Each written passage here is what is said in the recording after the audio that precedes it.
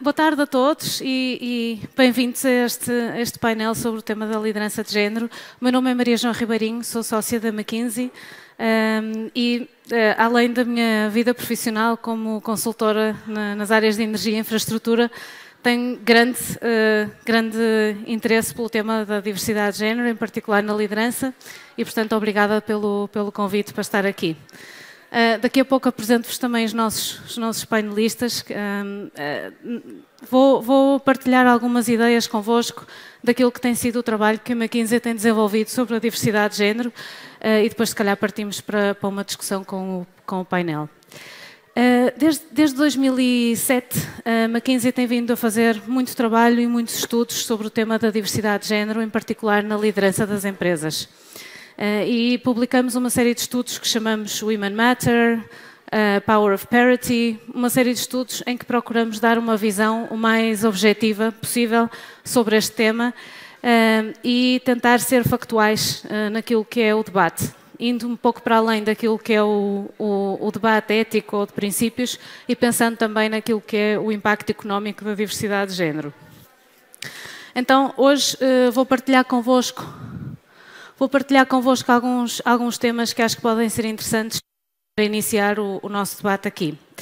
Primeiro, algumas ideias sobre porque é que acreditamos que a diversidade de género é importante na liderança das empresas. O segundo, um tema mais relacionado com Portugal e como é que Portugal se posiciona a nível europeu e mundial no tema da diversidade de género nas empresas. Depois, algumas ideias sobre como é que podemos conseguir ter mais diversidade em termos práticos, em particular nas empresas.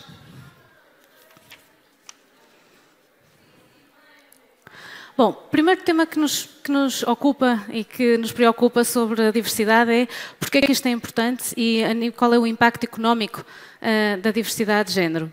De facto, quando olhamos do ponto de vista macroeconómico, as mulheres representam 50% da população, mas quando vemos qual é a sua contribuição para o PIB, é cerca de 37%. E, portanto, a nível mundial e a nível macroeconómico, existe ainda um gap e existe um potencial muito elevado do ponto de vista económico se houvesse uma contribuição mais elevada das mulheres para a economia. E também poderíamos contribuir muito para aquilo que é resolver o gap de talento que existe a nível mundial. Talvez até mais interessante do que isto para a nossa realidade e na Europa, qual é que é digamos assim, o business case da diversidade de género nas empresas? Nós realizamos um estudo sobre este tema com cerca de 280 empresas públicas e privadas e concluímos que uma maior representação de mulheres nas comissões executivas estava correlacionado com resultados económicos. Caso nós utilizamos o Return on Equity como medida desses resultados económicos e vemos que empresas que têm mais representatividade nas suas comissões executivas, mais representatividade feminina nas suas comissões executivas, têm em média um Return on Equity 7 pontos percentuais superior àquelas que não têm. Este foi um estudo da McKinsey, mas da mesma forma outras entidades, como por exemplo o Instituto Peterson ou o FMI, realizaram estudos. O Instituto Peterson penso que utilizou uma amostra de quase 23 mil empresas, o FMI 2 milhões de empresas e concluíram de forma semelhante que ter mais mulheres nas comissões executivas está correlacionado com um melhor resultado económico, utilizando diferentes métricas. A verdade é que eu não estou a falar de uma causalidade. Estou a falar de uma correlação, mas penso que a correlação é forte e já é suficiente para provar aquilo que é o business case da diversidade de género.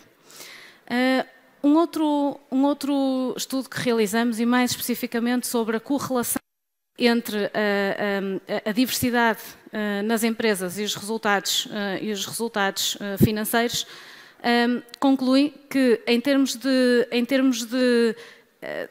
correlação entre a presença de mulheres nas comissões executivas, não fizemos com boards, porque com boards não existe tanto essa correlação, mas com a presença de mulheres nas comissões executivas e resultados económicos, o que verificamos é que empresas que estão no primeiro quartil em termos de diversidade têm 20% maior probabilidade do que as empresas do quarto quartil de terem uma margem EBIT superior à média e quase 30% mais probabilidade de ter uma margem económica de lucro superior à média. seja, de facto, existe uma correlação positiva entre a diversidade nas comissões executivas e os resultados económicos. Mais uma vez, estou-vos a falar de uma correlação, não conseguimos estabelecer uma causalidade direta, mas acho que esta correlação é forte o suficiente para nos fazer olhar para o tema do ponto de vista económico com muito interesse. Uma questão importante é porque é que isto acontece, não é? Porque é que isto acontece? E a nossa visão sobre o assunto, e construindo naquilo que é temas de psicologia comportamental, vemos que quando olhamos para os comportamentos de liderança mais típicos observados por mulheres e por homens, que há comportamentos relativamente mais realizados por homens e comportamentos mais realizados por mulheres. E, portanto, se for uma equipa mais diversificada, a probabilidade de termos uma equipa com uma diversidade maior de comportamentos e de atitudes de liderança que enriquecem a toma de decisões é maior. E, portanto, é nesta lógica de diversidade de estilos de liderança e de comportamentos perante as equipas que se enriquece a toma de decisão e, portanto, nós acreditamos que é por isso que existe um impacto tão positivo naquilo que são os resultados económicos. Bom, falando agora um pouco de Portugal e da situação que vivemos em Portugal, vamos lá ver. Quando olhamos para aquilo que é a representatividade feminina nas comissões executivas e nos boards, vemos que Portugal ainda está na cauda da Europa em ambas métricas e que temos uma representatividade bastante abaixo da média europeia, que ainda também não é assim tão alta, mas pronto, mas enfim, mas em Portugal estamos bastante abaixo. Se vir um dado que eu acho interessante é que ao ritmo atual, ou seja, evoluindo as coisas na mesma forma como têm evoluído nos últimos anos, 10, 20 anos, até a chegar ao ponto em que estão hoje os países mais avançados. Ora, imaginando que eles também evoluem, mantemos um gap bastante significativo. Portanto, 10, 20 anos até chegarmos ao ponto em que estão hoje os países mais avançados. Uma forma que nós temos, que eu acho que é bastante interessante de olhar para este assunto nas empresas, é olhar para aquilo que é o pipeline de representação feminina ao longo da pirâmide organizacional e não estática só num ponto. E, portanto, aquilo que vemos, aqui vocês veem representado, isto considera as empresas do PSI 20 e as empresas que participaram no nosso estudo em Portugal, que foi realizado há 2 anos, veem que na entrada até há mais mulheres do que homens, mas vamos assumir que há quase uma paridade, só que depois ao longo daquilo que é a pirâmide organizacional, a percentagem de mulheres vai-se perdendo até chegarmos a 8% no nível de comissões executivas, 6% de CEOs. Estes dados são de 2017. Na página anterior vocês viram que em 2018 nas comissões executivas já era 10%, mas enfim, não muda materialmente a figura. Isto significa que uma mulher licenciada que saia da faculdade tem 40 vezes menos probabilidade do que um homem de chegar a CEO de uma empresa. É o que temos.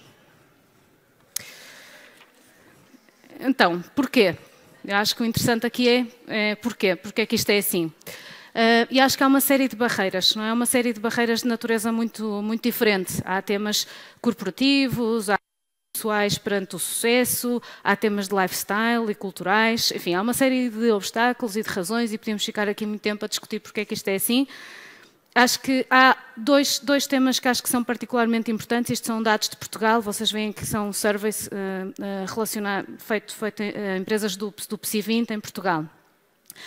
É interessante porque, apesar dos esforços realizados por muitas empresas, e vemos que fazem e têm uma série de iniciativas em curso, etc., apenas 24% dos entrevistados acreditam que os CEOs das suas empresas consideram a diversidade uma das suas prioridades estratégicas.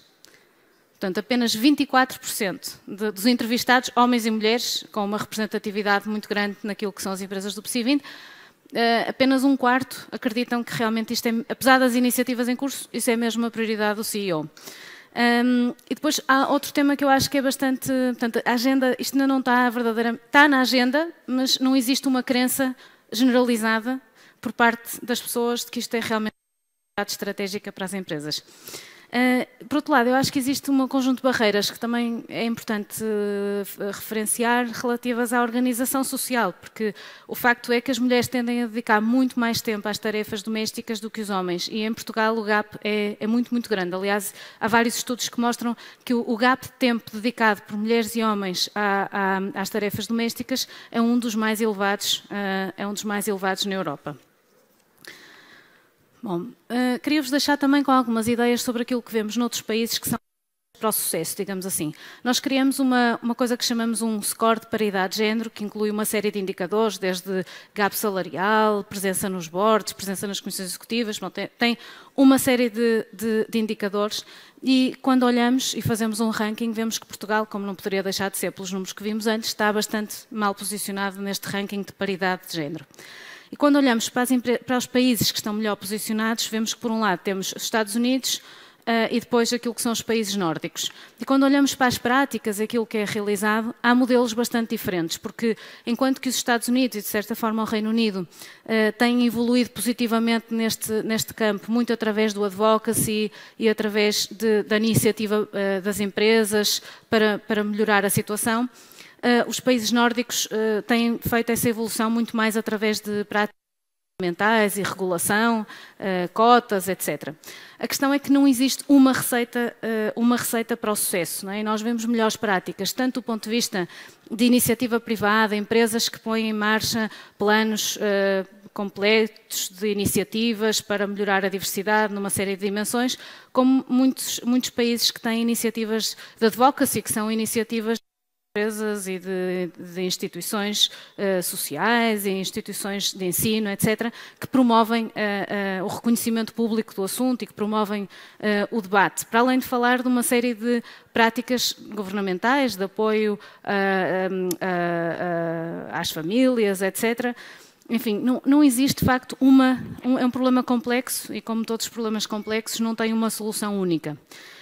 Quando olhamos para as empresas, acreditamos que há 3 grandes áreas de iniciativas que são importantes. E em Portugal, quando olhamos para as empresas, elas têm iniciativas nestes campos e têm evoluído.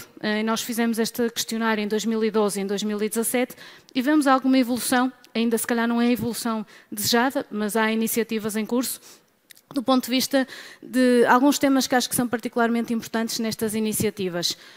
Aquilo que é o compromisso por parte da gestão e dos CEOs, como viram nos surveys há pouco, dizia que apenas 1/4 das pessoas acreditam que é mesmo uma prioridade. Pronto, acho que o compromisso real, verdadeiro dos CEOs e das equipas de gestão em mudar a situação é um grande elemento. Tudo aquilo que são programas de desenvolvimento de capacidades para mulheres e também para os homens, mas há uma parte relacionada com programas de networking, programas de ter role models femininos, diversos. Acho que essa parte também é muito importante. E depois ter uma infraestrutura de apoio que permita medir. Algumas empresas me têm dito que aquele funil que vocês viram de diversidade ao longo dos diferentes níveis da pirâmide, eu tenho visto empresas que seguem aquele funil e que medem, e só porque medem e têm uma discussão consequente sobre o assunto, já as ajuda a melhorar e a perceber onde é que estão os gaps. É muito diferente uma empresa que não recruta mulheres ou uma empresa que tem muitas mulheres até ao nível intermédio e elas não passam daí. As iniciativas que têm que pôr em marcha para melhorar e para ter um impacto num tempo útil são completamente diferentes. E, portanto, olhar para o problema de uma forma mais detalhada, discutir os números, ter uma infraestrutura de medição também é muito importante para conseguir melhorar. Então, talvez algumas medidas que queremos que são mesmo muito importantes para conseguir avançar decididamente neste assunto. Acho que, em primeiro lugar, assegurar um compromisso verdadeiro e consequente por parte da gestão de topo das empresas. Segundo, endereçar o pipeline da pirâmide organizacional. Ou seja, realmente ter iniciativas específicas ao longo daqueles níveis organizativos. E, como disse, não são as mesmas. Se a forma daquele funil for completamente diferente, se for muito diferente, as iniciativas também vão ter que ser diferentes. Terceiro, melhorar o lifestyle, tanto para os homens como para as mulheres. Aqui hoje vamos falar um pouco do tema da conciliação e também do que se tem feito em Portugal sobre isso. Esse é um assunto importante que permite também criar as condições para uma maior diversidade. E, por último, promover o advocacy e a colaboração com as empresas. Discussões como esta e outros fóruns que permitam chamar para este tema. Bom, obrigada pelo vosso tempo. Estas eram algumas das reflexões que eu gostava de partilhar convosco. E se calhar agora convidava aqui. Não conseguimos. Conseguimos pôr a primeira página outra vez? A página com o painel. Obrigada. Bom, muito obrigada. Obrigada.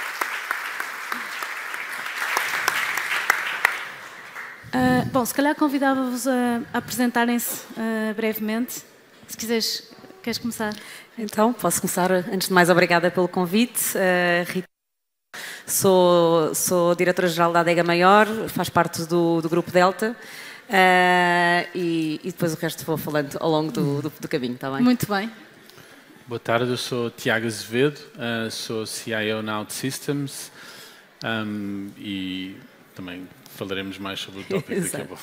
Obrigada. Eu sou a Alexandra Machado, venho-vos trazer aqui assim, uma perspectiva um bocadinho mais abrangente de Portugal, porque trabalho em Moçambique, sou fundadora e CEO de uma academia de liderança no feminino que se chama Girl Move.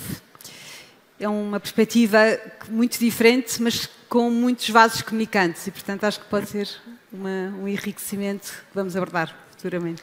E sou o David, sou gestor e investidor na área do medicamento. A Lima é a última empresa que eu fundei aqui em Portugal. Boa. Bom, obrigada. Se calhar a primeira pergunta, e podemos Rita, se quiseres. Enfim, foram partilhados aqui alguns dados sobre estudos feitos sobre Portugal. O que é que destaca mais? O que é que chamou mais a atenção nestes que partilhei?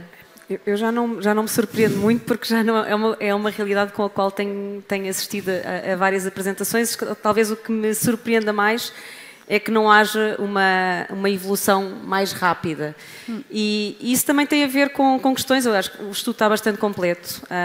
Há ali muitos pontos que foram enumerados, mas é preciso perceber que estamos num contexto cultural, não é? Que tem a ver com uma realidade histórica e que não assim há tanto tempo, se calhar houve uma transformação da sociedade portuguesa. E como essas mudanças levam o seu tempo, e depois podemos aqui entrar por questões que eu não vou entrar, de questões de cotas ou não cotas, mas não é esse o ponto aqui que eu acho que importa discutir, mas a transformação da sociedade, da mentalidade, de não só do papel da mulher nas empresas, mas também se calhar o inverso dos homens também nas empresas, mas também, por exemplo, quando falamos do equilíbrio, não é, entre os dois papéis, eu acho que é muito importante. Porquê? Eu, aqui só para fazer uma primeira provocação, eu não tenho filhos, por enquanto, mas uma das coisas que eu acho curioso é que muitas vezes os homens dizem, para a mulher, eu ajudo-te. E este é um ponto que eu acho que lá está, tem a ver com um bocadinho com uma percepção que é criada ao longo dos anos. Eu acho que as novas gerações já não têm tanto esta perspectiva, mas que era algo que vinha de trás. Esta perspectiva depois acaba por também passar para o que são a realidade das empresas. Então sempre tínhamos, eu ia partilhando aqui um bocadinho o que é o meu percurso, minha formação até nem vem da área da gestão, a minha formação base é na área do design, trabalhei fora do grupo familiar e estamos a falar de um grupo familiar que é bastante conhecido, a Delta, mas na minha realidade, e quando eu comecei a trabalhar, e estamos a falar de há mais de 10 anos atrás, é uma realidade muito mais dominada por homens e que ainda de facto continua a acontecer.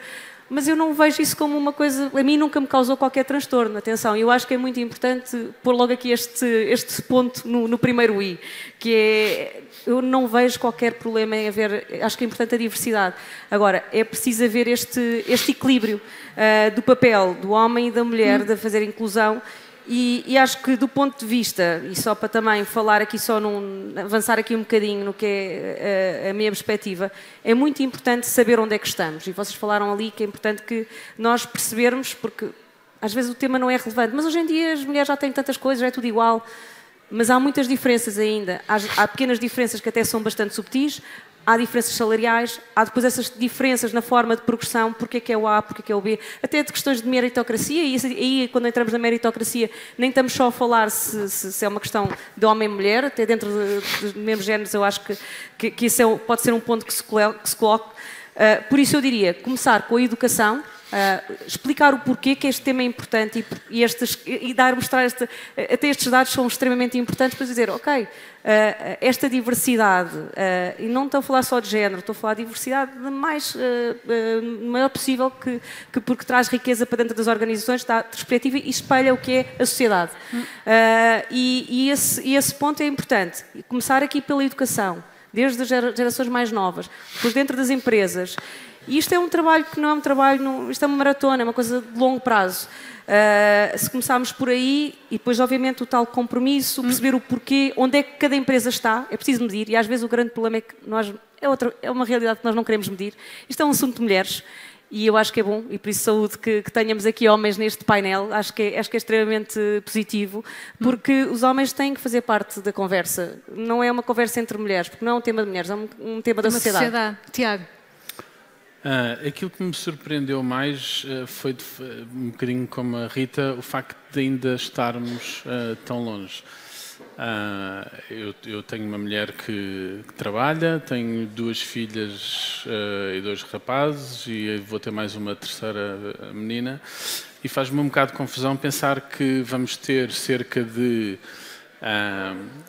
umas boas dezenas de anos até este tema estar equilibrado, o que significa que para elas, mesmo para a que vai nascer daqui a 3 semanas, não tenha o problema resolvido até lá. E isto não é só um tema das empresas, porque a maior parte dos estudos que nós temos visto e que são as bases para começar a criar as primeiras medidas apontam que há uma série de biases, cognitive biases, muito que começam desde a própria infância das crianças, neste caso das mulheres.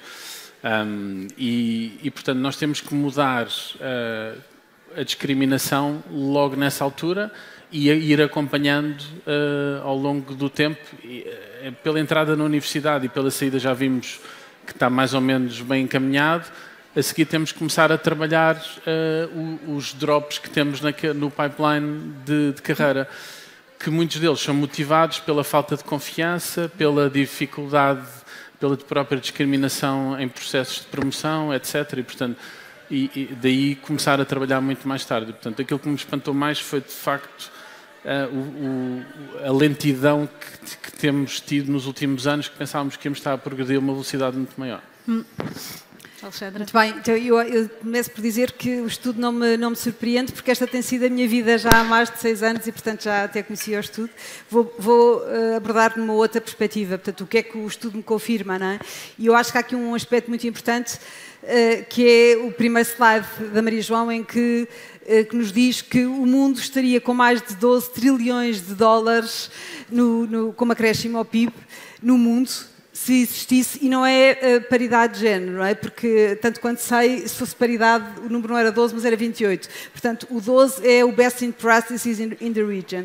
Portanto, isto quer dizer que, se obviamente na Europa significa uma riqueza maior e inquestionável, nos países onde eu trabalho, nos países em desenvolvimento, onde esta realidade de a mulher ainda tem muitas dificuldades de aceder à educação, quanto mais a lugares de decisão, é a diferença entre passar, não para mais riqueza, mas de deixar a pobreza. E isso, de facto, para mim é muito importante, e é um aspecto que eu acho que o estudo traz um valor imenso, porque quantifica um business case. E eu acho que o mundo precisa de business cases para começarmos awareness de let's do it, let's do something about it, e foi isto também que me motivou há 6 anos sair da minha vida corporativa para abraçar esta causa. E esta causa que é num mundo muito distante, mas é um mundo muito próximo também, porque estas realidades cruzam-se. Portanto, o segundo aspecto que eu queria referir, que tem a ver com o tema do reason why,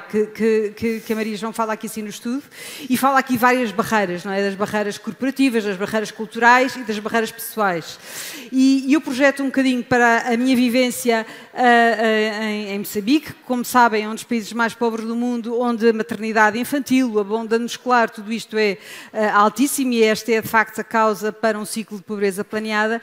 E quando eu analiso isto, obviamente imaginam que as barreiras corporativas são elevadíssimas, que as barreiras culturais são elevadíssimas. Mas, incrivelmente, a minha experiência prática é que as barreiras pessoais são as maiores. Porque, tipicamente, o que eu encontro são mulheres a dizer eu não sou capaz, eu tenho medo, eu não me identifico com oportunidades, eu não vou fazer e vai correr mal.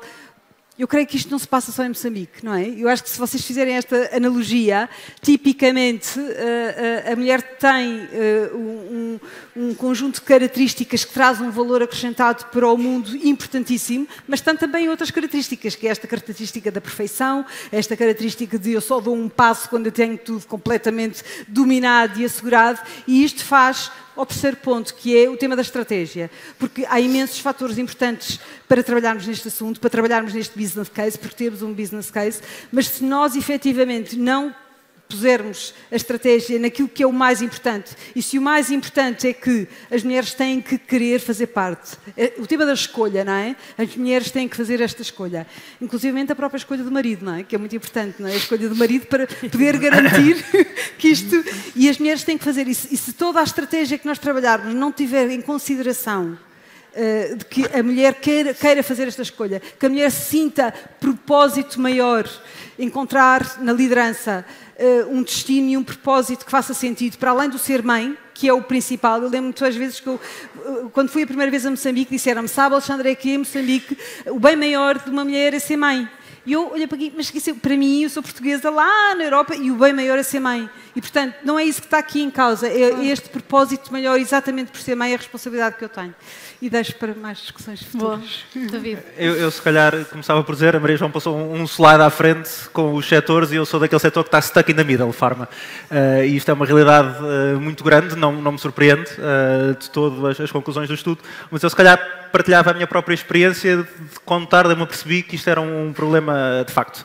Eu, por história familiar, fui criado por mulheres, pela minha mãe e pela minha avó, fui para um curso onde eram 4 homens e 65 mulheres, e portanto sempre achei que era natural. Trabalho numa indústria onde são, eu não sei os números em Portugal, mas acho que são 60 e muitos % de mulheres globalmente nos quadros, e a minha mulher sempre teve cargos melhores que os meus, ganha mais que eu, e portanto não vejo qualquer problema nisso, só vejo coisas boas nisso. E fiz o doutoramento com uma mulher como orientadora profissional, fiz a minha primeira empresa com uma mulher como co-CEO e, portanto, só mais ou menos há 10 anos é que eu disse, espera lá que isto é um problema, porque comecei a olhar à volta, saí da minha bolha que era completamente enviesada ao contrário, onde as mulheres eram exemplos de liderança natural e eu nunca questionei que as mulheres não só eram capazes, até porque venho de uma área de biologia e, portanto, sei bem que geneticamente não há qualquer razão para limitar a capacidade das mulheres estarem em cargos de liderança e, portanto, deveria ser uma questão social.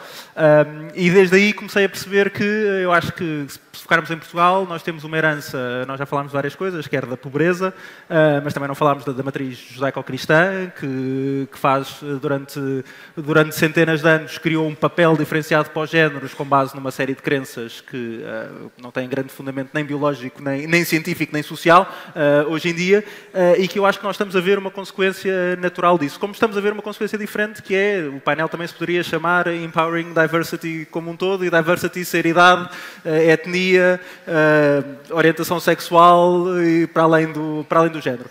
E, portanto, nós temos um lastro enorme em Portugal que só mudou verdadeiramente há 30, 35 anos, é que começou a abrir do ponto de vista de idade e do ponto de vista de género, mas se calhar, ao contrário, a única coisa que me surpreende é nós comprarmos tão mal. E eu vou dar 2 exemplos porquê. Indústria farmacêutica. Se nós virmos na indústria farmacêutica internacional, há uma mulher CEO de uma indústria farmacêutica, ponto, e há 2 homens não brancos CEOs de indústria farmacêutica, isto no top 30. Portanto, são os números que temos. Em Portugal, por acaso, não. Temos 5 mulheres CEOs, ou pelo menos líderes locais de indústria farmacêutica internacional. Isto tem a ver com uma característica muito simples. As mulheres em Portugal subiram mais na área comercial do que subiram internacionalmente, porque internacionalmente focaram-se mais nas áreas médicas e regulamentares, que são cargos que tipicamente não dão acesso à posição de CEO, independentemente do mérito pessoal. E a segunda que eu faço é, nós investimos pela Europa toda, portanto tem portfólio desde a Noruega até Portugal na Europa. E eu noto que de França para Norte há uma pressão social maior do que em Portugal para as mulheres abdicarem da carreira em troca da maternidade. Isto é ativo e dito abertamente. Por exemplo, um caso holandês que eu tive recentemente, até com uma amiga minha, por acaso, foi: tu vais criar um indigente porque o teu filho é o único que está 5 dias por semana na creche, quando é uma responsabilidade tua, nem sequer é teu marido, tua, de abdicares disso para tomar conta do teu filho e criar. Quando, no caso particular, ela tem uma carreira muito melhor que a dele, portanto, se alguém tivesse que abdicar de um ponto de vista económico, deveria ser ele e não ela. Portanto, surpreende-me que, na realidade, quando nós olhamos para os factos, estejamos tão mal, porque vejo exemplos terríveis noutras geografias onde nós todos, se calhar, pensaríamos ao início que seriam melhores. Interessante. Então, e o que é que... Se calhar acho que era interessante pensarmos aqui um bocadinho o que é que se pode fazer para aumentar a diversidade. E é certo, aqui estamos a pensar na diversidade de género, há muitas outras vertentes da diversidade, mas em particular na diversidade de género, o que é que se pode fazer, Rita? Se calhar falavas-me do pacto de conciliação e como isso pode ser um assunto... Lá está, não há realidades perfeitas e nós não temos uma realidade perfeita. Aliás, também nós estamos num processo de transformação, felizmente, e acho que nos últimos anos acho que a nossa empresa está bastante mais equilibrada, mas ainda temos um caminho a percorrer. Uma das coisas em que a Maior se tem tentado, sobretudo, fazer, estamos a falar do Pacto para a Conciliação e a Nova Delta, que é uma empresa do grupo, foi a primeira empresa em Portugal a ter essa certificação. O que é que estamos aqui a falar? É, de alguma maneira, em garantir a conciliação entre os 3 pilares da vida pessoal, profissional e de alguma maneira, da própria da pessoal, profissional e profissional, desculpem lá. E neste programa, acima de tudo, vamos tentar olhar, lá está, temos que perceber onde é que estamos, tem que se criar um conjunto de iniciativas e não só, que de alguma maneira permitam que, por exemplo, teletrabalho, questões que de alguma maneira hoje a tecnologia, hoje estamos aqui num fórum tecnológico que nos permitem trabalhar a partir de casa, essa flexibilidade em termos de horários, a questão, lá está, da proximidade das creches, porque quer queiramos, quer não, há coisas boas e más de viver no interior do país, não é? E certamente uma coisa boa é o tempo. O tempo parece que estica e isso é de facto uma vantagem. Mas aqui fala-se de nós, que temos aqui algumas valências que criámos dentro do grupo já há alguns anos e depois, no fundo, as peças foram-se montando e de alguma maneira hoje fazem sentido. Temos o Centro Educativo Alice Nabar, que é também um centro de ATL para as crianças e para filhos de colaboradores, por exemplo, mas tem a ver com um conjunto de políticas, que lá está, de alguma maneira tem que haver alguma legislação, e aí estamos a falar de uma legislação que não somos nós que a definimos, mas nós, o que acima de tudo, temos que garantir que implementamos e que, de alguma maneira, também possamos ser um exemplo. Mas, sobretudo, quando falamos destas questões do teletrabalho, o horário adaptado, a questão das licenças de maternidade, de haver uma flexibilidade, porque, quer dizer, de facto, uma pessoa que é mãe e que tem um filho que está doente, ou um pai, porque eu acho que estas questões, lá está, não é só a mãe, e lá está também no nosso discurso, e começando por mim, temos que o mudar, porque é que é logo a primeira mãe? E eu acho que tem que ser aos poucos que temos que mudar este nosso mindset, mas começa com, obviamente, algum nível de iniciativa, também com a questão da legislação. Há aqui pontos que são positivos e há aqui outros pontos que eu acho que pode haver os abusos. E lá está. Eu acho que às vezes estes fóruns são muito politicamente corretos e às vezes nunca se fala destes pontos, mas lá está. As licenças, ou quando há uma gravidez. E eu giro equipas que são bastante diversas. Dentro da minha equipa estamos a falar de áreas de pessoas que possam ter a escolaridade básica ou quase nem isso. Na área agrícola, pessoas, e estamos a falar maioritariamente homens, pessoas que têm uma instrução já diferenciada. E sobretudo na áreas que de alguma maneira, uma pessoa que está grávida, por exemplo, e que hoje em dia se usa e abusa às vezes das gravidezes de risco. Hoje em dia eu tenho estado aqui a tentar perceber isto porque paga o justo pelo pecador, se é que me faço entender. Acho que é importante termos esta flexibilidade e não questionar, obviamente, estas coisas. O problema é quando há os abusos. E os abusos obrigam depois, em alguns aspectos e em alguns mindsets, a termos aquela questão de questionar, não é talvez a forma mais correta. E às vezes é importante falar sobre estes pontos que de alguma maneira às vezes fazem haver alguns retrocessos. Mas eu diria que tem que haver este compromisso e, no nosso caso, tem havido este compromisso. É um compromisso que, por um lado, nos obriga a perceber onde é que estamos, mas depois tem que alastrar a toda a organização. E nós temos uma realidade, hoje em dia, de 3.500, 3.600 colaboradores, que não é só em Portugal, estamos um bocadinho por todo o mundo, com legislações diferentes. Nivelar tudo isto nem sempre é fácil, mas tem que se tentar dar o primeiro passo e por um lado, tentar contaminar também positivamente, sendo um exemplo para outras empresas também. Ok. Compromisso, infraestrutura, dar o exemplo, muitas coisas. Apesar de tudo, são tudo primeiras iniciativas, porque ainda não temos dados suficientes para medir quais delas. A sensação que eu tenho é que andamos aqui um bocadinho na tentativa e erro até conseguir acertar e monitorizando para gerar mais resultados.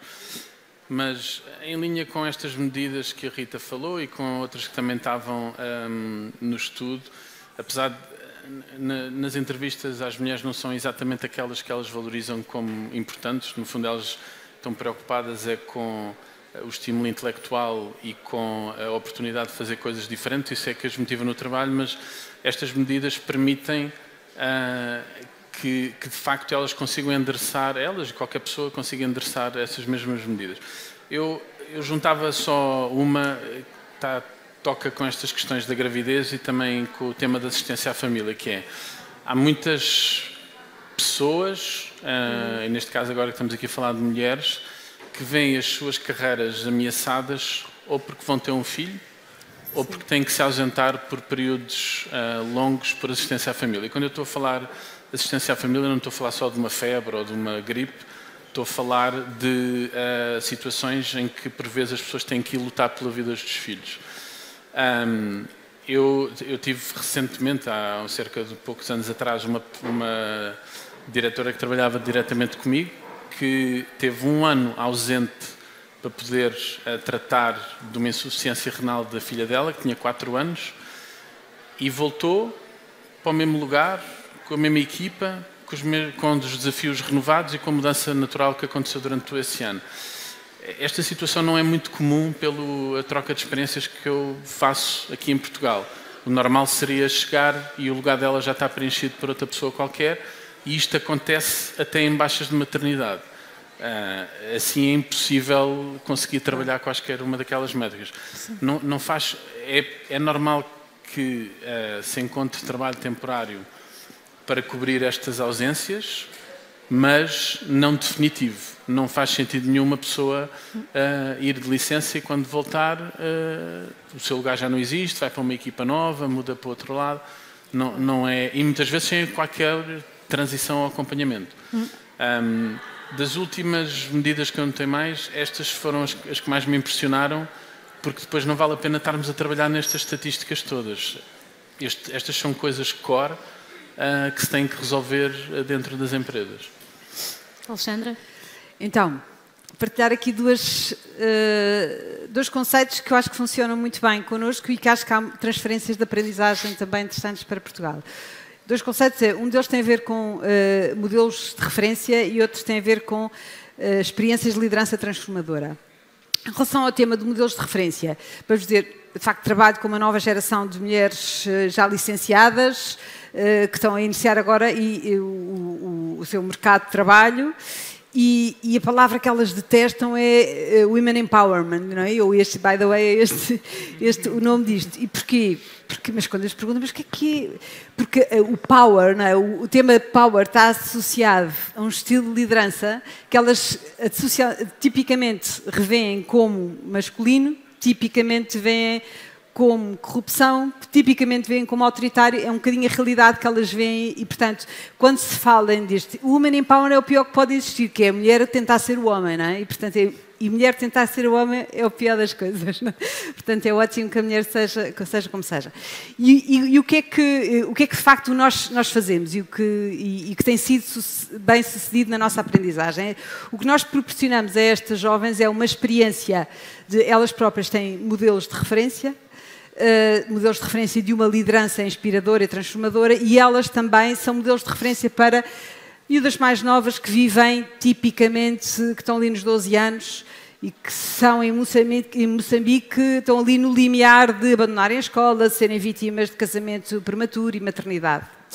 Para estas mais novas, o ser modelos de referência tem sido o fator decisivo para termos 0% de maternidade e quase 100% de permanência na escola. Isto porquê? Porque basicamente, tipicamente o que acontece é que nós seguimos os nossos modelos de referência, e nos modelos de referência daquelas miúdas, naquele caso é as mães e as avós. E portanto elas seguem naturalmente o caminho que a tradição lhes diz que é o melhor.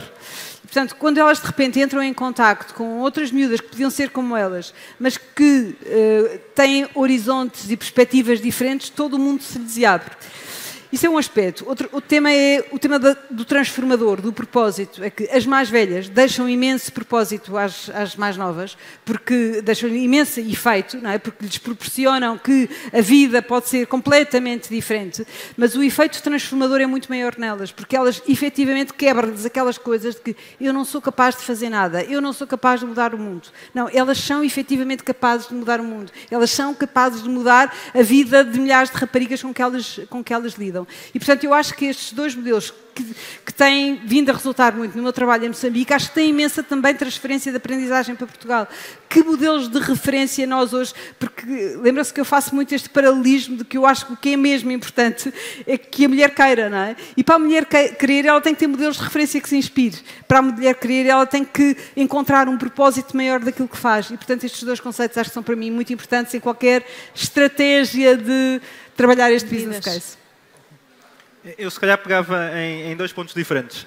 Um primeiro social e relativamente às cotas, em que a minha opinião mudou radicalmente nos últimos anos, e o segundo ponto de vista dos incentivos ao acionista. Porque acho que, no caso particular das empresas, se o acionista não tiver os incentivos, vai ser difícil termos uma mudança verdadeira, pelo menos no modelo continental de governança das empresas. Mas o primeiro era totalmente contra as cotas. Sempre achei que era uma coisa sem sentido, porque era um fervoroso, e sou defensor da meritocracia, e, portanto, sempre achei que se as mulheres tivessem mérito, naturalmente se refletiria. Até que mudámos para Paris há mais ou menos 4 anos. Como vimos, França, em quase todas as zonas do estudo, está muito bem nas questões de diversidade de género, menos nas questões de diversidade étnica, claramente, e foi dos primeiros países a implementar as cotas, e eu, a primeira vez que tive esta realidade foi numa reunião com o board da Sanofi, em que uma senhora se apresentou literalmente como I'm the female board member of Sanofi, so I'm here just because I'm a woman.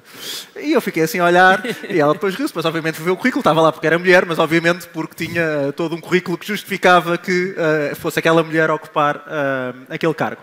Mas rapidamente percebi que é um reflexo da sociedade francesa de liberdade, ou seja, eu acho que a mulher francesa é a mulher mais livre que eu conheço. Isto aplica-se do ponto de vista sexual, do ponto de vista da relação, uma mulher divorciada 3 vezes com filhos de 4 homens diferentes, não é uma questão. Quer dizer, é o que é. Ninguém tem nada a ver com se a mulher teve 3 parceiros, 27 parceiros ou 2 parceiros e quem é que são os pais dos filhos. E, portanto, há uma liberdade tal na sociedade francesa que quando o governo veio e implementou cotas para dizer agora as empresas, pelo menos acima de X de faturação, têm que ter mulheres, não houve qualquer consequência na sociedade porque, ok, vamos fazer isso. Permitiu renovar. E permitiu renovar os boards das empresas, que eu acho que é fundamental, aquilo que falava há bocado, se nós não tivermos renovação não temos, e para mim, que sou investidor, e portanto eu invisto numa startup, a primeira coisa que faço é escolher 2 administradores não executivos para estarem nessa startup a acompanhar o processo. Vocês não imaginam a dificuldade que é encontrar mulheres, mas é mesmo uma dificuldade. É uma dificuldade porque não há. Porquê? Porque as poucas que há estão com ofertas muito melhores do que uma pequena startup pode dar, e portanto, para além de terem que estar disponíveis, têm que dizer, sim, eu vou abdicar de uma parte significativa do rendimento, porque eu acredito mesmo que esta startup vai mudar o mundo. Conseguimos como? Nós investimos em coisas que ainda não falámos aqui, mas nós investimos em medicamentos específicos para mulheres, que é uma área negligenciada da indústria farmacêutica desde sempre. Há uma série de doenças que só afetam mulheres, naturalmente, porque as mulheres têm um órgão que os homens não têm e, portanto, é natural que haja doenças que afetem esse órgão, mas não só isto, como o facto de a maioria dos ensaios clínicos que se faz no mundo faz com homens, não sei porquê, não tenho uma razão, mas os homens são mais voluntários para ensaios clínicos do que as mulheres e, portanto, mesmo para uma droga que afeta igualmente homens e mulheres, a dose pode ter que ser diferente e, portanto, nós investimos muito nisso. Nessas empresas é relativamente fácil nós termos uma mulher no board, porque ela diz, sim, mas esse tópico eu gosto e, portanto, eu vou abdicar da remuneração que teria na Pfizer para estar aqui convosco. Mas as cotas em França criaram 2 coisas positivas. Não só libertaram pessoas dos boards, que podem vir para outras infraestruturas mais pequenas, como puseram muitas mulheres de repente nos boards que nós agora podemos começar a captar para o resto da economia das empresas mais pequenas e que vejo positivamente. A segunda são os incentivos aos acionistas. E nós, por exemplo, temos uma constatação, no fundo somos uma full male partnership. Não há uma única mulher na posição de partner.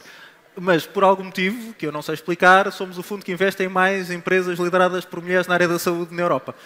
E no outro dia fizemos a estatística e investimos em 75% das mulheres que sentaram à nossa frente para fazer uma ronda de investimento. Também são só 4. Atenção, isto parece que é uma coisa espetacular. São 4. São 75%, mas é o que é. São 4 mulheres. E de repente estamos a levantar um fundo e nós temos acionistas nossos que nos dizem: pá, sim, mas vocês são só homens, portanto, agora as nossas regras de diversidade dizem que nós nunca vamos investir no nosso fundo. E, portanto, começou a ser mais importante para os partners mais velhos do fundo pensar na questão da diversidade, porque pensaram: bom, se nós não resolvemos a questão da diversidade, então se calhar não vamos existir para o ano porque ninguém nos vai dar dinheiro para existir. Portanto, há um incentivo que o nosso acionista nos colocou, faz com que, para além daquilo que era talvez uma parte não pensada, de investirmos em mulheres, tentarmos pôr mulheres board members nas empresas, que era um reflexo talvez natural, passámos a ter um incentivo direto, que é: nós para existirmos precisamos de mudar as questões de igualdade na nossa estrutura corporativa. Interessante. Gostava de pegar num tema que tanto a Rita como o Tiago levantaram, que é o tema da flexibilidade. E vocês estavam a falar da flexibilidade de uma perspectiva até mais de longo prazo, de estar algum tempo fora para ajudar um familiar ou porque se teve filhos, o que quer que seja. Há muitos estudos e há muita investigação académica que fala dos benefícios da diversidade na confiança entre as pessoas, na produtividade, na qualidade do trabalho e, obviamente, as tecnologias de informação hoje deveriam nos permitir ter mais flexibilidade, mas ainda há um estigma em Portugal muito negativo com o tema da flexibilidade, por muitas razões. Se calhar agora começo por ti, Tiago. O que é que se poderia fazer para melhorar este estigma? Enfim, se acreditas que a flexibilidade é uma coisa positiva, percebo que sim, pelo que disseste antes. O que é que se poderia fazer para melhorar este estigma que existe com o trabalho flexível em Portugal? Bom, nós não só acreditamos como não temos outra alternativa. Portanto, nós estamos espalhados pelo mundo inteiro na OutSystems e nós vamos buscar o talento onde ele existe. E isso significa, eu tenho muitos colegas meus que o escritório mais próximo deles está a várias horas de avião. Portanto, trabalham sempre de casa. Vejo muitas vezes lá a mobília por trás da conferência por vídeo que estamos a fazer e, portanto, não têm sequer nenhum escritório para ir. E nós trabalhamos assim e estamos muito habituados. Isso faz com que, em Portugal e noutras cidades ou países onde existam escritórios, também permitam que essas pessoas possam, quando lhes der mais jeito, trabalhar de casa. É uma coisa muito, muito comum que acontece. O que é que acontece? Nós somos uma empresa muito focada no atingimento de resultados e, portanto, o facto da pessoa estar lá a esta hora ou não é mais ou menos indiferente. Aquilo que existe é um alinhamento, mais ou menos pelas diferentes time zones que existem no mundo inteiro, de que entre determinadas horas, sei lá, eu sei que os meus colegas americanos, entre as 8 da manhã e as 5 da tarde, mais ou menos, da hora deles, eu consigo contactá-los com frequência. Às vezes até mais cedo do que isso e outras vezes vai até mais tarde. Muito mais tarde também começa a entrar pela nossa madrugada adentro. Mas a questão é, temos que passar por confiar nas pessoas e na capacidade que elas têm para atingir determinados resultados, sem ter que estar a fazer micromanagement das atividades que elas fazem. O que acontece é que, mas isto não é só um tema de Portugal, é no mundo inteiro. Por exemplo, eu vivi no Reino Unido e o trabalho remoto é muito utilizado lá e há muitos dias que as pessoas ficam de casa, mas há prevaricadores no mundo inteiro e, portanto, as pessoas muitas vezes abusam dessa questão e acabam por: estou a trabalhar de casa, mas na realidade fui fazer 1001 coisas e de vez em quando vou lá mando umas mensagens para parecer que estou ocupado. Agora, o que interessa no fundo são os resultados que aquela pessoa tem que atingir e as equipas com quem tem que colaborar, e quando se trabalha num universo em que há muita colaboração entre várias equipas, o trabalho remoto deixa de ser um problema, porque as coisas têm que acontecer, a pessoa tem que entrar em reuniões onde estão mais 3 ou 4 ou 5 e não dá para fingir e tem vídeo e portanto tem que ser vista e é indiferente se está em casa ou se está no outro lado qualquer. Rita?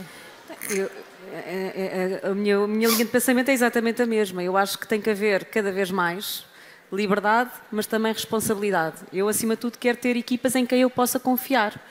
Claro que quando falamos de realidades diferentes, uma coisa é uma equipa que trabalha em serviços, que está toda mais ou menos nivelada, estamos a falar de pessoas diferentes, mas o problema é que nós vinhamos com um mindset de era industrial, não é? Em que se trabalha de horários fixos, começa às 9, termina às 6, para-se ali aquela... E muitas vezes temos que perceber que as pessoas têm ritmos diferentes, têm até necessidades diárias, porque por vezes precisamos... E eu vejo, e muitas vezes se calhar tenho que pensar, no meu próprio caso, não é? Se eu própria tenho algumas necessidades, até porque fruto de uma vida que acaba por ter que ter deslocações constantes, só entre o interior, o Alentejo e Lisboa, por exemplo, tenho que ter contacto com a minha equipa, nem sempre posso lá ir, tenho que fazer teleconferências, por vezes preciso estar mais concentrada e preciso de facto estar em casa. Se eu preciso disto, porque é que as minhas equipas não hão de precisar? Então eu acho que tem que começar por passar este mindset, mas depois eu percebo que se tivermos dentro da organização pessoas que têm uma cultura que vem, que se calhar, uma cultura que vinha de trás, não é? E que não é necessariamente mau, mas temos que mudar essa mentalidade e tem que-se, acima de tudo, reforçar a confiança, seja através das tais métricas, como é que vamos analisar. Claro que depois há os abusos, é como em tudo. Eu queria reforçar aquela nota que eu dei há bocado em relação à maternidade, porque tem a ver com uma conversa que eu estava a ter entre várias pessoas e empresárias e com o sentimento crescente de algum abuso da questão das tais gravidezes de risco. Mas, neste caso em particular, vai sempre haver abusos. Mas eu, acima de tudo, o que eu quero é ter confiança nas minhas equipas. Os resultados, depois, ao final do dia, eles têm que aparecer. Se há alguma coisa que era para ser feita, ela tem que, de facto, ser feita. Agora, acho que há muitas vantagens, tem que haver este equilíbrio. Eu posso às vezes até, porque eu não estou a conseguir trabalhar agora, mas se calhar ao final do dia vou conseguir estar mais concentrada porque o telefone não toca e vou trabalhar ao final do dia. Não tem mal nenhum, ou até porque lá está uma necessidade com a família, porque é preciso ir buscar os miúdos à escola, porque, quer dizer, acho que tem que haver compreensão e eu acho que esse é um lado. Eu acho que pode não ter a ver com homem e mulher, mas de facto que essa sensibilidade, não é? Essa capacidade de conseguir compreender isto e ter essa tal empatia. Depois o resto, se houver abusos, esses têm que ser resolvidos. Mas na minha equipa eu gosto de ter confiança e se ela de facto se for quebrada, então aí tem que tomar aqui outras medidas. Mas a flexibilidade, sim, acho que é uma medida que é daquelas medidas fundamentais e, sobretudo, a tecnologia ajuda-nos tanto. Às vezes até os locais de trabalho têm que mudar, porque esse é um outro ponto. Os próprios locais de trabalho não estão preparados para determinado tipo de tarefas que nós temos que desenvolver e às vezes até é mais fácil trabalharmos fora. Por isso, parece que estamos aqui a fugir um bocadinho ao tema do Empowering Women. Isto acaba por ser um bocadinho em termos globais, mas não deixa de ser importante. Olha, tenho que ir buscar a criança mais cedo à escola, posso sair? Tudo bem. Ainda ontem isso aconteceu com uma pessoa da minha equipa, que vinhamos juntos do Alentejo, e isso não tem qualquer problema, pois mais tarde ligámos-nos por Skype, fizemos a reunião que tínhamos que fazer um bocadinho mais tarde. É um exemplo. Alexandra, algumas ideias sobre este assunto? Não, é certo que aplica menos, se calhar, no que estavas a dizer antes de Moçambique, etc., mas enfim. Não, quer dizer, a flexibilidade é a minha vida, não é? Porque me devem calcular. Claro, portanto, agora mais a tua própria experiência. Ponto, eu acho que há aqui dois aspectos para acrescentar. Tem imenso a ver, flexibilidade, com o tema de garantir que as mulheres queiram esta escolha, não é? Porque isto efetivamente é uma escolha e as vidas são completas. Acho que os exemplos vêm muitas vezes de cima, não é? E, portanto, eu acho que a certa altura há aqui assim um estigma de que como é que eu sou percepcionada, não é? E mais uma vez, como nós somos sempre tão cumpridoras e tal, e cena, o que é que o meu chefe vai dizer de mim, o que é que a pessoa... E, portanto, vivemos sempre com este estigma. E, portanto, é assim, se existir um leading by example é muito bom para acelerar este tema da flexibilidade e, obviamente, depois, na prática, um sistema de orientação para resultados com controle, porque, in the end, se nós tivermos cumprir resultados, as coisas... Eu gostava só de acrescentar um tema, desculpa, que é a flexibilidade não é só a questão do trabalho remoto. Essa ajuda é uma ajuda. Eu tenho amigas minhas inglesas que são diretoras de estações de televisão e trabalham 2 dias por semana e dividem o cargo com outra pessoa, homem ou mulher. Isso é uma coisa que aqui em Portugal é completamente inconcebível. Sim. E esta história da flexibilidade passa por nós, enquanto portugueses, temos que fazer alguma experimentação e inspirar-nos de outros casos que sejam melhores práticas. Imagina, Maria João podia ser completamente contra o trabalho remoto no dia que entrasse numa empresa como a nossa, adaptava-se no dia a seguir, porque aquela era a realidade, é a prática. Portanto, nós, às vezes, as empresas têm muito medo de dar um passo, mas é uma questão de fazer uma experimentação e de inspirarem-se noutros casos. É como a questão dos horários de sair à hora, não é? Ou sair um bocadinho mais cedo, não tem problema, não é? Mas às vezes é o contrário, o problema é quando nós realmente estamos de facto a olhar só porque o trabalho não nos inspira. Mas é importante que haja, de alguma maneira, se de facto há compromissos, sejam pessoais, sejam familiares, e aquilo é importante para aquela pessoa, para o bem-estar daquela pessoa, e o Pacto da Conciliação fala da questão do bem-estar, é exatamente sobre isso. Essa pessoa vai perceber que alguém que compreende os seus problemas, percebe as suas questões pessoais, é alguém que se preocupa com ela vai se sentir melhor na empresa e naturalmente acho que acaba por dar mais, diria eu. Acho que esse é uma coisa que parece tão simples, mas às vezes não é. Sim, este tema do part-time, e um part-time que não é apenas as horas e a flexibilidade, vai para além disso, diz, olha, eu tenho um programa de 50%, ou 40%, ou 60%, exige também uma organização diferente por parte dos colegas e das empresas, e a confiança no outro, não é? Porque o trabalho tem que ser feito na mesma. Portanto, a questão é como organizar-se para o fazer acontecer. Isso é um facto, e eu acrescentava também nesse ponto que a minha indústria é completamente contra o trabalho remoto. Não é? As pessoas trabalham num laboratório, ninguém tem um laboratório na garagem, infelizmente, e portanto as pessoas têm que estar fisicamente na instituição. E nós temos um desafio, por exemplo, no caso da LIM, até há bem pouco tempo era uma empresa que, à minha exceção, só tinha mulheres, e contratámos o primeiro homem, foi a última pessoa a ser contratada, foi um homem, e fizemos uma discriminação positiva já agora nessa contratação, porque as pessoas da empresa disseram que queriam ter alguma diversidade de género na empresa, e portanto foi uma discriminação positiva a contratação de um homem. Mas nós temos coisas muito complicadas para gerir a flexibilidade, que é, nós temos ratinhos a decorrer, temos células a crescer e estas coisas têm timings biológicos que não se coadunam minimamente com o timing da vida das pessoas. Quer dizer, se a experiência é acabar à meia-noite porque começou só às 6 da tarde, foi quando o ratinho ganhou o peso X, as pessoas trabalham das 6 da tarde à meia-noite. Claro que, obviamente, no dia a seguir eu não vou lá e não vou estar à espera que as pessoas estejam lá às 9 da manhã a fazer um horário até às 6. E, portanto, por cultura na empresa, fizemos uma coisa usando um mecanismo legal, que eu acho que às vezes não é utilizado, que é a isenção de horário. É uma coisa que existe na lei portuguesa, portanto as pessoas têm direito a um suplemento salarial necessariamente do ponto de vista legal, que é significativo, é uma porcentagem grande do salário que oferiam. Isto permite dizer o quê? Que se for preciso trabalhar 12 horas, as pessoas trabalham 12 horas, mas depois têm que estar no mínimo 18 horas sem pôr os pés na empresa de um ponto de vista legal. E portanto isto institui logo, não só do ponto de vista cultural, que isto podia ser só dito, mas do ponto de vista legal da relação entre a empresa e o colaborador, uma ferramenta que permite ao colaborador saber eu estou num ambiente flexível. E, portanto, se eu quiser vir às 8 da manhã e sair às 3 da tarde, não há nada que impeça o meu empregador de dizer que não, porque isto é o contrato que nós temos. E, portanto, há coisas que se podem fazer mesmo dentro da relação que temos hoje em dia, sem ser a parte cultural. Mas depois há a parte cultural, não é? Algumas das pessoas que não estavam habituadas à empresa, se eu por acaso, quer dizer, eu vivo em Paris, a empresa está em Lisboa, portanto, a maioria das vezes eu não estou lá, como é natural, mas se eu passo e as pessoas não estão lá, algumas delas ficam nervosas porque quando eu passei elas não estavam no posto de trabalho. E sendo que o posto de trabalho delas pode ser ou com os ratinhos na cave ou no outro laboratório, portanto nem sequer é um posto fixo onde ela tenha que estar sempre. E esta parte cultural é difícil de mudar, não é? E vem com a valorização do tempo. O meu tempo, por eu ser CEO da empresa, não é mais valioso do que o tempo de um cientista ou de um técnico de laboratório. Quer dizer, todos contribuímos para a empresa da mesma maneira. Claro que temos alguns mais responsabilidade do que outros de um ponto de vista macroscópico, mas quer dizer, eu posso ser CEO da empresa, se as pessoas não fizerem experiências de laboratório, o que é que eu vou ao meu board dizer? Eu fiz o meu trabalho todo, que não temos resultados nenhums, mas eu estava aqui sempre, das 9 às 5, todos os dias, maravilhoso, não me façam, quer dizer. E, portanto, esta parte de respeitar o tempo dos outros, independentemente da hierarquia, é uma coisa que eu vejo com alguma dificuldade em Portugal.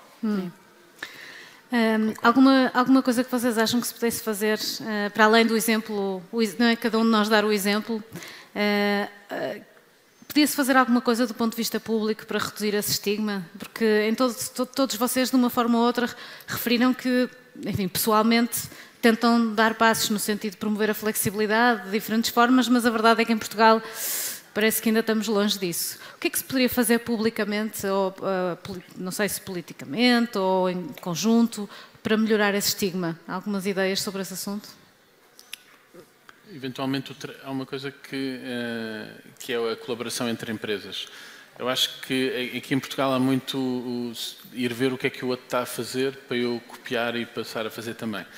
E, portanto, se houver mais colaboração, assim toda a gente já dá um passo em conjunto e podem fazer uma experiência de começar a criar estas situações, que é, como é óbvio, o exemplo que eu estava a dar daquelas senhoras que já estão em cargos de liderança, elas não chegaram lá trabalhando sempre 2 dias por semana, mas quando lá chegaram isso tornou-se completamente possível de ser executado e é muito encarado do ponto de vista cultural. E, portanto, eventualmente, se as empresas começarem a criar modelos e colaborarem umas com as outras para darem espaço e partilharem essas experiências, começa a aparecer uma imagem no mercado de que a coisa já é possível. Isso vai criar mais atratividade do ponto de vista de empregabilidade para as pessoas, para as mulheres, e começa a haver uma fuga. Portanto, há também um sucesso depois a atingir. Qual é a mulher que tem aspirações de carreira e que souber que se há um grupo de empresas que tem práticas que lhes são favoráveis, não vai querer ir trabalhar para lá. Depois é uma questão de aliar isso, como é óbvio, com os desafios também interessantes. Eu posso partilhar, a propósito destas tais redes de partilha, e eu acho que também, apesar de tudo o tema acaba por ser o Empowering Women, eu também nunca tinha pensado nisso, mas de facto ao início sempre me fazia um pouco confusão estes termos do empoderamento, é uma palavra assim um pouco estranha, mas... Ou seja, obviamente que faço parte de uma empresa familiar, maioritariamente masculina, e que acabo por isso subindo. Obviamente que, se calhar, às vezes questiono-me, e esse é o trabalho que eu faço diariamente, me questionar se eu mereço estar neste lugar. Eu tenho que trabalhar todos os dias para ser melhor. Mas também só pegando aqui nesta questão das redes, porque isto é extremamente importante e acho que foi uma coisa que me ajudou, de certa maneira, as tais redes formais, mas também informais. Aquela tal aprendizagem, e eu faço parte, às vezes até por convites, num conjunto de redes, seja mais recentemente a PWN, que é a Portuguese Women Network, a Rede de Mulher Líder, que são empresas de várias empresárias com realidades completamente distintas, desde grandes empresas a pequenas empresas, entre outras mais organizações mais internacionais como a WPO, até dentro do vinho. E o que é que eu acho que isto é interessante? Eu acho que isto é uma coisa que nós, independentemente, não é pôr os homens fora, eu para mim acho que gosto dessa diversidade, acho que é interessante ter essa conversa, mas ajudou-me, de alguma maneira, a ter um diálogo, a colocar as minhas questões, as minhas dúvidas, porque elas existem, como existem comigo, com qualquer um de nós que está aqui nesta sala, não é? E como é que tu, neste caso, fazias isto? E depois o que é que acontece? Há sessões em que, por exemplo, vamos a uma determinada empresa e pode haver essa tal partilha e os temas, muitas vezes há um tema que acaba por ser escolhido. E eu acho que este é um tema, de facto é um tema, mas é se calhar o tal elefante na sala que ninguém fala, mas que depois se vê o colega a sair ou um bocadinho mais cedo, a gente também às vezes entre próprios colegas a gente tem esse tal estigma. Então como é que nós mudamos esse mindset? Tem que haver essa comunicação. Depois os tais questões dos tais role models, não é? Do exemplo, porque como é que eu posso querer que a outra pessoa se comporte de uma determinada maneira se eu depois dou um exemplo contrário? Mas não é só nesse campo, mas e depois a tal formação, o mentoring, o coaching, como é que nós queremos fazer? Eu gostava só, porque esta será a minha última intervenção, eu gostava um bocadinho de partilhar esta frase, que é de uma mulher, foi a nossa única mulher primeiro-ministro, e que tem a ver também com... Há coisas que nós estamos aqui a falar que é tudo comum, mas há de facto ainda alguns estigmas. E, sobretudo, quando estamos a falar das mulheres progredirem, muitas das coisas têm a ver com a questão da maternidade. E é por isso que a gente está aqui a falar da tal flexibilidade e por isso é que nós chegámos aqui. Mas a Maria de Lourdes Pintacilgo disse esta frase: não estou nada, mas mesmo nada interessada em que as mulheres façam aquilo que os homens fizeram durante séculos e milénios. O que me interessa é descobrir como as mulheres podem dar, de forma original, uma contribuição para que vivamos uma história de dimensão humana e dimensão global. E eu acho que esta frase já é antiga, mas diz muita coisa. Eu acho que não tem a ver, cada um de nós pode contribuir de facto à sua maneira. Agora, há um mindset que é da sociedade que tem que mudar nas empresas, nas organizações, em casa, na educação. e só assim é que eu acho que conseguimos fazer algumas mudanças, não só nos horários, mas em relação a tudo o resto. Muito bem. Alexandra, se calhar agora começo por ti com tu há bocado falaste um bocadinho dos obstáculos. Existem muitos obstáculos, vimos aqui no estudo, obstáculos pessoais, identificação com o sucesso. O que é que se pode fazer para trabalhar nesses obstáculos também aqui em Portugal? Olha, eu diria que assim, vocês falaram em 3 tipos de obstáculos e que de facto é uma boa síntese, não é? O tema dos culturais, o tema dos corporativos e os pessoais. E a minha opinião é muito clara sobre... acho que os 3 são importantes, mas depois de certa altura nós temos que nos priorizar se queremos avançar, não é? Se queremos, porque claramente aqui o ponto está demonstrado que há aqui um business case e que estamos a evoluir, mas que estamos lentos, não é? E portanto isto tem que ser acelerado. Eu acho que é aqui a lição que nós... E portanto temos que nos focar. Eu acho que em tudo na vida, nas regras das empresas é assim que funciona. Se queremos avançar, nós temos que nos focar. E eu continuo a achar, por experiência pessoal e muito por experiência dos meus últimos 6 anos de trabalho, a trabalhar com mulheres que vivem do outro lado do mundo, com questões culturais muito mais complexas, que na realidade o que está na essência é se elas querem ou não e se elas consideram que existe um propósito maior e porque quando elas querem, que elas conseguem. Muitas vezes as pessoas me perguntam, mas os homens não são importantes a trabalhar, são importantíssimos, importantíssimos. Não, agora, é mais importante isto ou isto?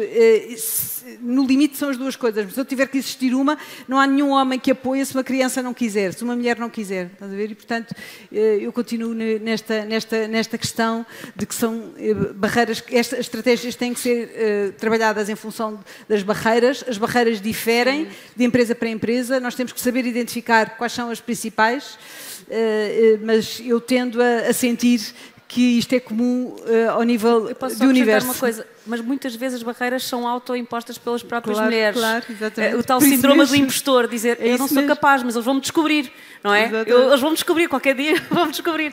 E eu acho que é preciso quebrar essas barreiras, por isso é que esse tal coaching e o tal mentoring de alguém dizer não, tu tens valor, tu és capaz. E esse mentoring vem de um homem, vem de uma mulher, vem de alguém mais velho, de alguém mais novo. É alguém que tem confiança em nós e que reforça a nossa confiança. E lá está, podemos estar a falar de homens e mulheres também, mais uma vez. Mas no caso das mulheres isso é muito mais gritante. Olha, para terminar aqui o nosso debate, eu acho que se calhar uma questão aqui sobre... Se vocês olhassem para todo este panorama em Portugal e todas as medidas possíveis entre aquilo que é a iniciativa privada, o advocacy, os programas de mentoring, as redes, as cotas, como disse ali o David... Enfim, se pusermos tudo isso num cocktail... E se pensarmos o que é que poderiam ser as prioridades para acelerar em Portugal, porque acho que aqui todos, de uma forma ou outra, estamos todos de acordo que manter o ritmo que está não serve. Então, para acelerar, o que é que poderiam ser as prioridades, o que é que eram as apostas? E se calhar aqui começo por ti, David. Eu vou voltar à parentalidade. E acho que a primeira é mudarmos o paradigma de maternidade para parentalidade. Ou seja, uma criança é concebida por 2 pessoas, seja in vitro ou não, tem contribuição de ambos os géneros.